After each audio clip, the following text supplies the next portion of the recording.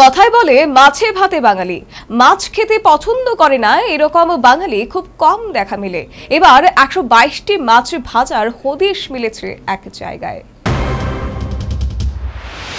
মাছ ভাজা খেতে পছন্দ করে না এরকম বাঙালি খুঁজে পাওয়া বেশ মুশকিল। আর কোন জায়গায় আপনি যদি একসঙ্গে 122 রকম মাছ ভাজা পেয়ে যান তাহলে কেমন হবে?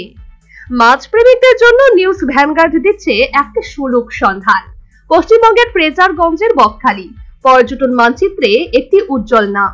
সেই বকখালির সমুদ্র সৈকতে পাওয়া যাচ্ছে একসঙ্গে 122 রকমের মাছ ভাজা, যেখানে পর্যটকদের চাহিদা মতো টুনা মাছ, বিভিন্ন মাছের পকোড়া, অক্টোপাস, কুইট, পাতাল চিংড়ি, অ্যামিবা, ইলিশ, লোটে, ভোলা, ঢেলা, তপসে, পমপ্লেট, বিভিন্ন সামুদ্রিক কাঁকড়া, বিভিন্ন প্রজাতির নোনা জলের চিংড়ি ও সামুদ্রিক মাছ ভাজা বিক্রি হচ্ছে। আর যার টানেই সৈকতে ভিড় জমাচ্ছে পর্যটক তথা মাছ প্রেমীরা। খুবই ভালো মাছগুলো যেগুলো আছে এগুলো অনেকগুলো আমি দেখিনি আর যেমন এই যে চিংড়ি, এত বড় সাইজের চিংড়ি আমি দেখিনি।